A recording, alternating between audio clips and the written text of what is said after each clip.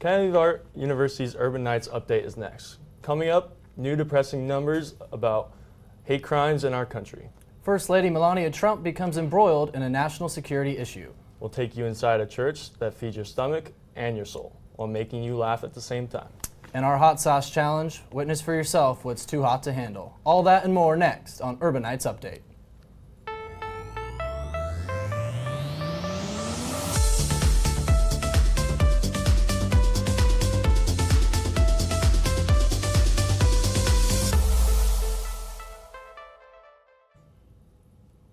Hi there, thanks for joining us on Academy of Art University's Urban Nights Update. Ben Kaiser is sitting in with me. I'm Mark Ackerman, and here's what we're working on. For the third consecutive year, hate crimes are on the rise in the United States. According to new FBI data, around 7,000 hate crimes occurred in 2017, a 17% increase from 2016. More than 50% of hate crimes targeted a person's race or ethnicity, while about 20% of crimes targeted somebody's religion. Anti-Semitic crimes, already the most common type of religious hate crime in the United States, rose 37% in 2017. Acting Attorney General Matthew Whitaker, who is troubled by the increase, said the Department of Justice's top priority is to reduce hate crimes, which he says are despicable violations of our core values as Americans.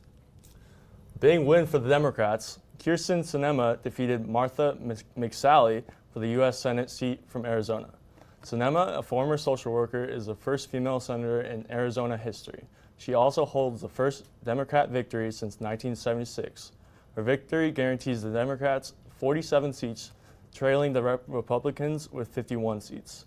There are still two undecided states, Florida and Mississippi, which could further affect who controls the Senate. CNN is suing President Trump and the White House after the White House took away Jim Acosta's White House press pass. The suit details the violation of Acosta's First and Fifth Amendment rights. Additionally, there are demands for Acosta to get back into the White House as soon as possible.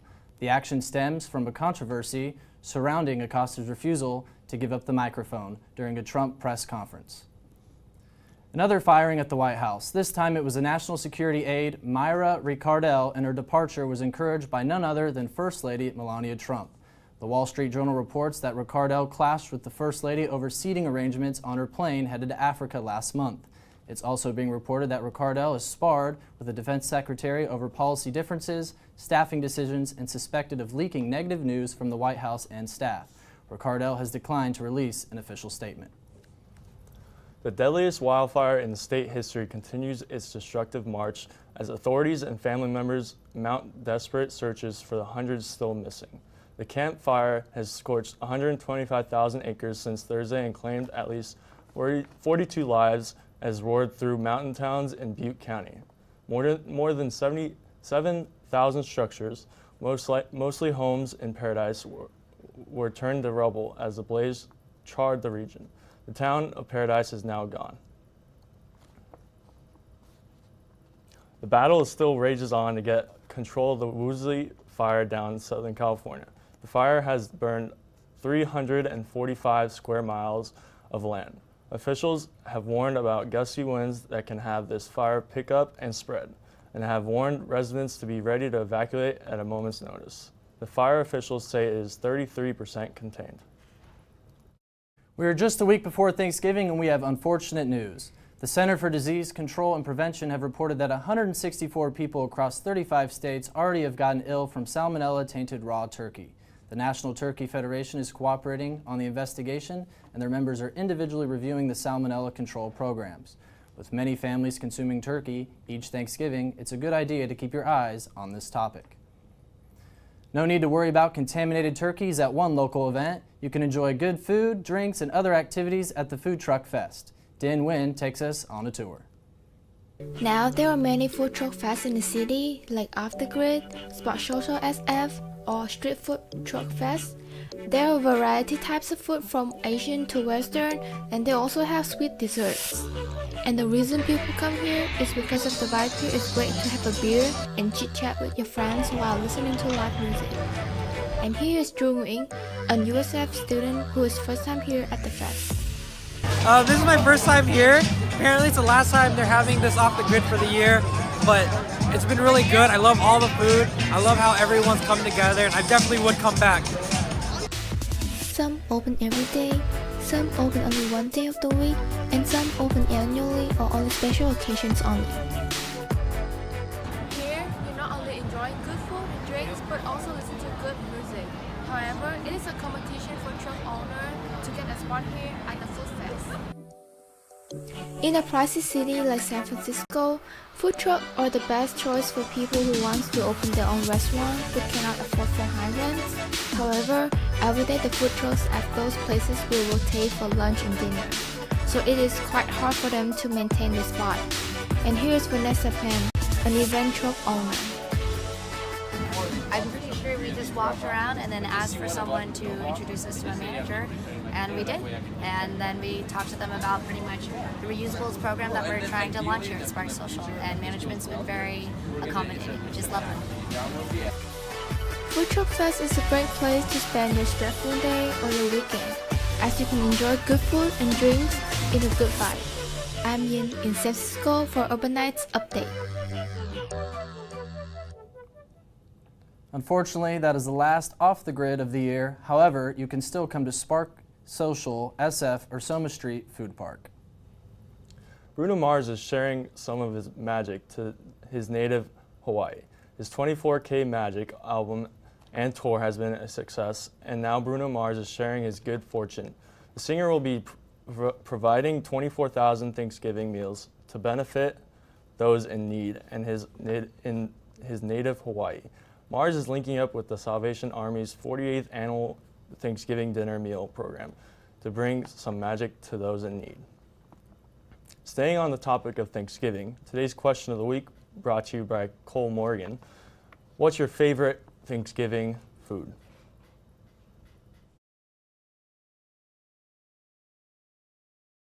My favorite Thanksgiving food is turkey and mashed potatoes because it tastes good.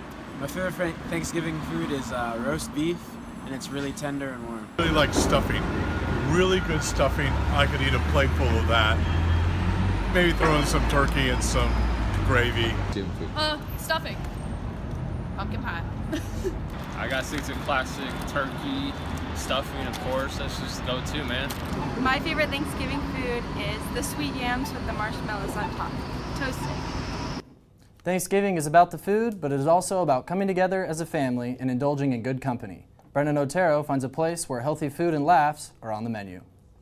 A lot of crazy stuff. I seen a guy one time, he was shooting up as I was walking past him. He was shooting up, tying off, shooting up. And he said, I don't drink soda because soda's bad for your health. Never have I felt more like a sinner than listening to a comedy show at the Episcopal Church of St. John the Evangelist. Vulgar language was not the only thing served here, as the church is also home to a vegetarian and sometimes vegan buffet every second and fourth Thursday of the month, all for free. Here's founder of the event, Christian Bowie, and why it is important to have a strong sense of community. One of the tools that are most important in a community is mutual aid. We have to have a place where we can meet together to share resources, to help each other with our economic needs, our emotional needs, every need that we have as a human being. The menu mainly consists of rice, beans, pastas, and other vegetarian options. With comedy being a side dish as well, it makes the perfect meal. Comedian Chris Posada speaks on being a source of joy for people that may not experience it on a day-to-day basis.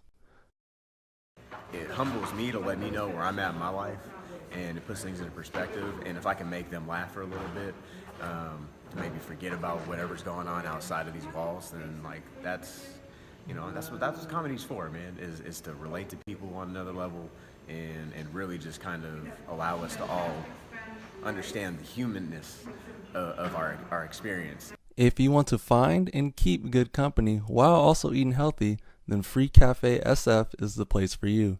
This is Brendan Otero reporting in San Francisco for Urban Nights Update. The church can be found at 110 Julian Avenue in the Mission District of San Francisco. If you think you're physically fit, think again. The federal government has released new fitness guidelines, and it turns out that fewer than 1 in 3 American adults can meet the standard. And among our youth, only 1 in 5 teens can. The new guidelines take into account that American lifestyles often can't handle a prolonged workout. So the new recommendations from the Department of Health and Human Services call for shorter but more frequent periods of combination of higher intensity workouts and muscle strengthening activities. How much alcohol is too much? Expect a drinking checkup next time you head to your doctor's office. Unhealthy alcohol means drinking beyond recommended limits. No more than 4 drinks in a day and 14 drinks in a week. According to the National Institute of Alcohol and Alcoholism, the new recommendation for doctors is simple. Screen and counsel patients for unhealthy drinking and ask their patients to describe how they use alcohol. Doctors advise that even small changes improve health. As marijuana is becoming legalized, the rate of users increasing. The amount of users is increasing. According to Yahoo News, more than half American adults have tried marijuana at least once in their lives. So is marijuana addictive? Many researchers have said yes, because studies have shown that chronic marijuana use affects the same part of your brain structures that are involved with addiction. As more people learn about effects of marijuana, experts are hoping to figure out if this drug addiction can be managed like other highly addictive drugs. Are we a product of our own environment? A study shows that teens are less likely to use pot and other illegal drugs if they attend high-performing schools.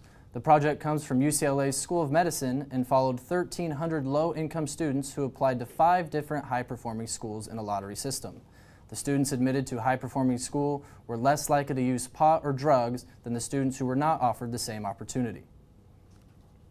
Marijuana is becoming more and more legal in many places, but there is one area that is not legal, and that is in professional sports, which is today's roundtable discussion. Hello everyone, and welcome to today's roundtable discussion. I'm here with Al Mora, Zoe Williams, and Angel Mora. We'll be discussing if marijuana should be legal in professional sports. So guys, what do you guys think? In my opinion, I think it should be legal for professional sports, just because they have a long road from having for example, for baseball, 162 games a day, get sore, get aches, joint problems. That's when it comes into place with marijuana. That it takes away the pain. You obviously will recover from it since it's scientific proof, and pretty much just throughout it should just be legal because. And I agree with that. It's better than opioids, right? Yeah. Better than. I understand what they're saying about marijuana being something used for medical use, but they're smoking it. They're not using it in a way where you're putting cream on your leg. You're smoking, which smoking is bad. So when they say the medical stuff, I disagree necessarily with how they're using it. Yeah. I mean, I think that kind of makes sense. I mean, I think the big thing for me, it's I feel like marijuana will always be considered as a drug, even if people are using it for rehab and stuff like that.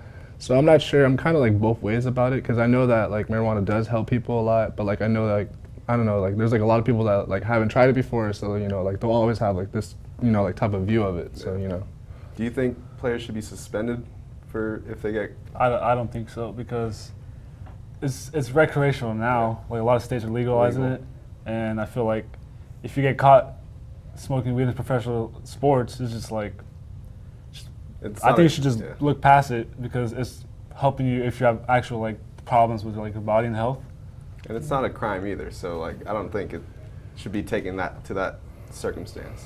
I mean, I think for them to have people suspended, I think that's kind of the right thing to do, because I mean, if you look at it if kids see that I don't know, people are just smoking, just playing sports and stuff, I feel they would think that that's okay for them to do, So I don't know, I guess it sets kind of a role model for them. That's absolutely the key here. Athletes are not in tobacco commercials, not in alcohol commercials. Why? Because they're role models. Mm-hmm. And even if they, like Charles Barkley said, I'm not a role model, it doesn't matter. Kids do look up to them. And do you want your kids looking up to athletes smoking pot and thinking that's something they should do?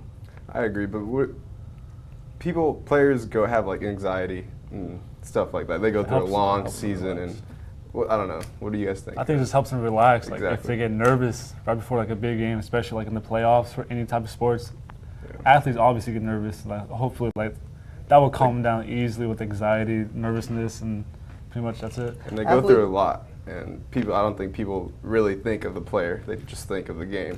Think of the athletes that have been caught smoking weed. Tim Lincecum shortened his career by 6 years. I don't know if it had to do with weed, but it wasn't good. LeGarrette Blount and Le'Veon Bell were hotboxing in a vehicle. They get suspended. LeGarrette Blount gets taken out because of that. It's just, I'm not sure if the people that are smoking weed are being productive athletes. I'm not sure if you could say that because I mean there are like a lot of players that still do smoke weed. I mean, and like pretty much like the league doesn't really like know about like I don't know like pretty much like everybody because I mean they still use things for them to I don't know just to make themselves better on the court, like on and off the court. So well, guys, that's all the time we got for today. Back to you. Thanks for that lively discussion. With more sports, we turn now to the Warriors. Instead of Draymond Green arguing with the ref, he is now arguing with the teammates. More specifically, All-Star Kevin Durant. After the loss on Monday against the Clippers, Draymond refused to pass the ball to Durant after getting a last-minute rebound. Kevin later yelled at Green not passing the ball. Draymond snapped back, talking about KD becoming a free agent after this year and if he will return to the Warriors or not. The result, being suspended without pay, Draymond will be sitting out the game against the Atlanta Hawks. No space will be wasted at Oracle Arena, as the Golden State Warriors announced a new deal on Monday. The new deal will give die-hard fans an option to buy tickets to enter the arena but have no actual view of the action on the court. For $100, fans will be able to go inside the arena for every home game for a month but have to watch the game from stadiums, bars, and restaurants.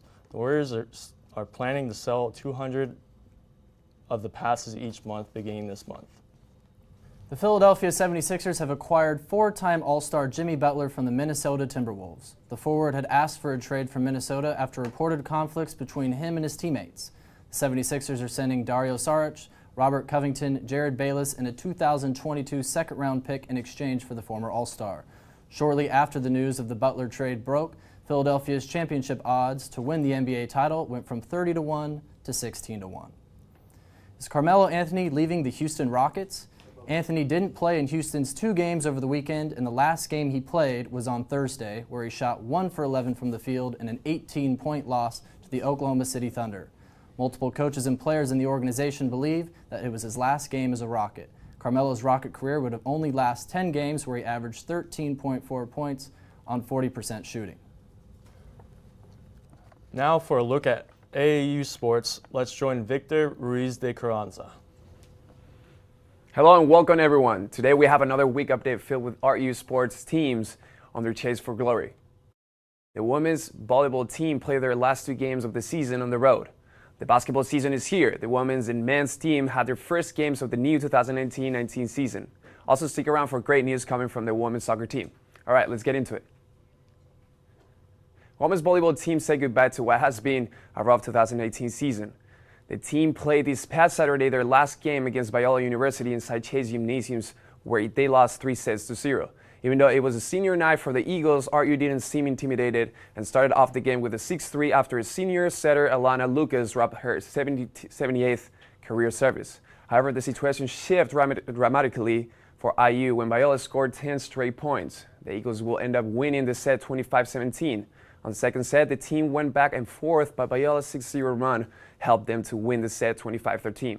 The Urban Knights kept hustling on the third set with Elisaya and Ashley Powlak leading the team with back-to-back kills during a 3-0 run. But it wasn't enough to stop Biola's last 9-1 run for a 25-13 winning match. RU finished its 2018 campaign 129 overall and 21 in conference. Basketball season is here. Both teams, women and men, had their season debut this past week and both showed great hints of what to expect this season from them. Let's start off with the women's team. The squad, coached by Camille Williams, played their second game of Veterans Day Classic against Western Oregon University at Cal State's East Bay's Pioneer Gym on Saturday. The Urban Knights, who came from a tough loss the day before against Concordia University, overcame some adversity and got their first dub of the season 77-65 on a terrific game that was led by the junior Brianna Cates, who had 23 points, and sophomore Lily Perkins with 16. Three-point shooting was at the forefront of RU's strong start in this one, as three of the Urban Knights' first 5 made shots were three-pointers. But this one was a team win. Nothing less than 4 players scored double digits. Coach Williams had great scores for the girls after the game. She said, "We really came together as a team and proved that when we do that, we have great results." The Ladies now have their mind into the next game against Chico State this Saturday at 7 p.m. Time now for the men's basketball team. The squad made their debut this past weekend on the SF State Tip-Off Classic. The team had a tough loss on Friday against the home team, SF State. The next day, the squad showed a total different side against Sonoma State University. The Urban Knights started off the game with a great energy and execution on both sides of the floor. Victor Reith and Kobe Williams scored the first 6 points of the game. Sophomore Stefan Milivojevic scored 15 of his 20-point on the first, and the team went to the half up 33-25. RU kept the lead pretty much throughout the entire second half until Sonoma State won a 2-3 zone with 4 minutes left, which helped the team come back and send the game to overtime. Even though with a great team effort, the Urban Knights ended up falling in the overtime by 2. They're looking forward to get their first dub against their next opponent, Cal State East Bay. I told you I had great news coming from the soccer team as junior Anissa Wilson receives All Pac West third team. In her first Urban was started all 18 games and led RU in several offensive categories, including goals, points, and game-winning goals. Wilson's 3 game-winning goals were second in the Pac West, and her 6 total goals were 8th. That's all we have today in the world of Academy of Art Sports. This is Victor de Carranza. Back to you guys. Thank you, Victor, and thank you to all our senior athletes for all their hard work throughout the years. Now we see as technology advances, your future enhances, especially for those who play video games. With esports on the rise and increasing its popularity, people are starting to take video games more seriously. Gonza Rios gives us a better insight on the rise of e-gaming. Ever tell someone to put down that game and to go outside and play? Well, the joke's on you, because now they can stay inside and play all the games they want, especially with how e-gaming is on the rise. E-gaming started in the late 1990s and has only gone up. With video games advancing and social media taking over the world, it's safe to say that the once $1 million market will eventually become a $1 billion industry. But what is e-gaming? I caught up with Luke Collins, who tells us a little bit more about what e-gaming really is. So e-gaming is a whole different new type of gaming. It's not, you sit down and you're only able to play with the people in your room. You can play with millions of people online, across the globe, down the street. Depends on what you really want to be doing, but e-gaming is, a community of gamers where we all come together and we all can share our own personalities and our own interests in certain games and get to know each other, make friendships. That's pretty much what e-gaming is. After talking to Luke, it's clear to me that here in the US, e-gaming is very popular and on the rise. So let's take a look at how e-gaming is on the other side of the world. So the North American teams, they're poaching a lot of European talents nowadays, especially in Dota. There's even a meme going around that there's no real NA teams because they're all European players or Korean players, and so the fans are American, but all the players are often Swedish or Finnish or Korean because they come here because there's better, I think, taxes and stuff here. They get taxed like athletes in esports, but in Sweden they still have to do income tax. So they rather go here because it's more lucrative, more money in it, and I think some people get scholarships, and yeah, so they're leaving Europe for the greener pastures over here. After getting a better understanding of what e-gaming really is, we come to realize that it's not just a game, it's a lifestyle that will become even more popular in the future. In San Francisco, Gonza Rios for Urban Knights Update. It's nice to see esports are no longer just a hobby, but more of an opportunity for your future. Coming up next, Din Nguyen with the news of the latest movies in the theaters. Thanks, Mark, and welcome to our entertainment segment with all the top latest movie hitting the theaters this week. Grab your popcorn and enjoy the show. First up is the second of 5 all-new adventures in J.K. Rowling's Wizarding World. At the end of the first film, a powerful dark wizard Jailer Grindelwald was captured by Muscoosa with the help of a former student Newt Scamander. However, the wizard escaped custody and raised Pure Blood Wizard to uproot over the non-magical beings. My brothers, my sisters, the clock is ticking fast. My dream, we who live for truth, for love. The moment has come to take our rightful place in the world where we wizards were free. Join me. Following Up is a movie from Academy Award-winning director Steve McQueen and co-writer and best-selling author Gillian Flynn. A modern-day thriller set against the backdrop of crime, passion, and corruption, Widows is the story of 4 women with nothing in common but the death left behind by their dead husband's criminal activities.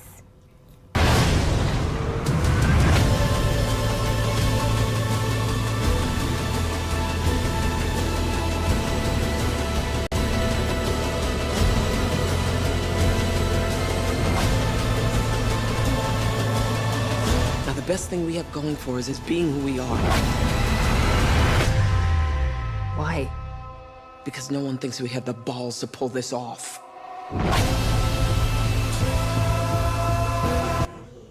The last movie for today is going back to early 18th century when England is at war with French and dog racing and eating pineapple or sriracha. A frail Queen Anne occupies the throne and her close friend Lady Sarah governs the country while tending to Anne's health and mercurial temper. When a new servant Abigail arrives, her charm endears her to Sarah and Abigail sees a chance at the return to her aristocratic roots. Did you just look at me? Look at me! How dare you! Close your eyes! I could not just stand by and let you destroy me. You are enjoying all of this, aren't you? Oh, it is fun to be queen sometimes. If you do not go, I will start kicking you. And I will not stop. My dear friend, how good to see you've returned from hell. I'm sure you shall pass through it one day. And that's all we have for this week entertainment. See you back to next time. Back to you guys. This week's special segment is going to be spicy. We go to Raquel Hernandez and other Art U students where they do a popular trend, the Hot Sauce Challenge. Thanks, Ben. Today I'm here with Brendan and Talani. Today we're going to be doing the Hot Sauce Challenge. Before we get into it, Brendan's going to give us some more details on it. Okay, guys, right here we have Mad Dog 357. If you're familiar with the show Hot Ones, it's pretty much one of the last ones on the show. It is 357,000 Scoville, which is, in comparison, a jalapeno is only maybe like the median's probably like 3,500. So this is literally 100 times more hotter than a jalapeno. And even like on this bottle, it has a disclaimer basically saying it's not liable for whatever happens to you, and we're going to be stupid enough to try this. So I'm really excited. I'm used to eating hot stuff. What about you guys? Yeah, but I mean, I've watched all these videos on the hot sauce challenges, and they're all like, "Oh, I'm gonna do it. It's okay," and then they do it, and then they're like dying on the floor. Well, so without further ado, I think we should just try. Let's get into it. Oh no! Cheers or something. Cheers. Cheers, guys. Cheers.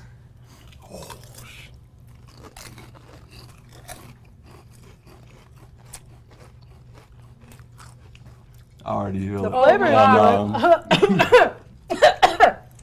The flavor's good. It went up my nose. The crazy thing is that this is actually a good hot sauce. Like, if it wasn't so... Oh my god. It went in my nose. Woo ha. Son of a nutcracker. I'm good. Woo ha. Don't try this at home, guys. Don't try this at home. Yeah, mama ain't raising no little girl. I'm good. I'm good. It's getting in the back of my throat. Yeah. I don't need no water. Don't they make hotter ones than this too? No, even like certain peppers, like the Trinidad Scorpion. What about the the ghost pepper? Scovilles, they go inside the Woo! meat. Shoot. It's just, it tastes pretty good though. It has like a good flavor to it. Yeah, it does. Woo. My nose is... Sign up. All right. Back to you guys. Wow, sure glad I wasn't a part of that challenge. I know. Well, that wraps up this edition of Urban Knights Update. I'm Ben Kaiser. And I'm Mark Ackerman. Thanks for joining us, and see you back next time.